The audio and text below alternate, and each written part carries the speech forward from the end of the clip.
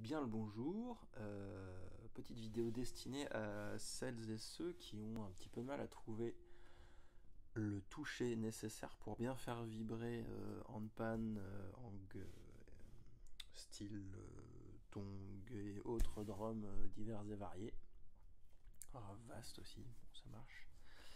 Je vais essayer de décomposer mes mouvements sans être sûr que la caméra capte tout, mais je vais quand même essayer d'être le plus clair possible. Alors, le plus important, c'est la souplesse. Beaucoup de choses se jouent dans l'avant-bras, dans le poignet, plus que dans la main en elle-même. La main va apporter tout un tas de petites subtilités sur le toucher, mais le principal, c'est ce mouvement-là. On jette la main, en fait. On n'essaie pas de... On n'appuie pas, comme ça.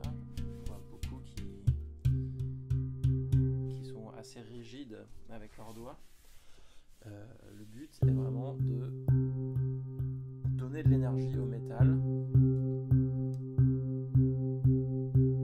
et de s'enlever tout de suite pour le laisser vibrer. Parce il n'a pas l'air, mais il vibre, il bouge très très très vite. C'est pour ça qu'on n'arrive pas à le voir. Mais il faut le laisser vibrer, c'est comme ça qu'on aura le plus beau sustain, les notes les plus longues. Donc voilà, souplesse du poignet, on jette la main et on essaie de retirer le plus vite possible le doigt. Ce que j'aime bien comme analogie, c'est le fouet.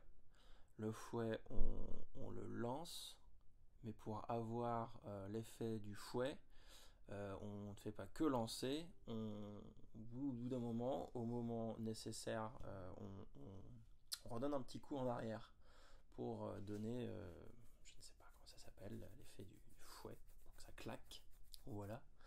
Et bien je fais pareil en ce qui me concerne avec le handpan.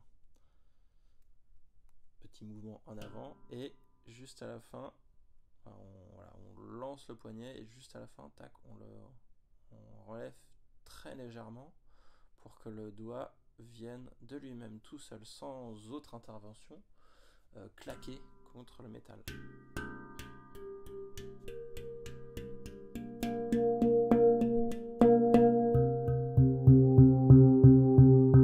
donne l'impression de quasiment pas toucher le métal, et ce n'est pas qu'une impression.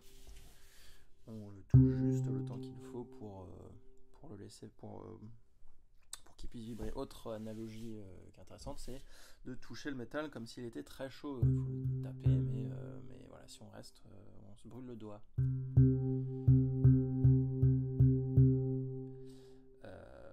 Je tape aussi, autre petit détail, je tape avec le pulpe, la pulpe du doigt, hein, ce petit bout assez mou, qui marche plutôt bien. Et avec la phalange du pouce.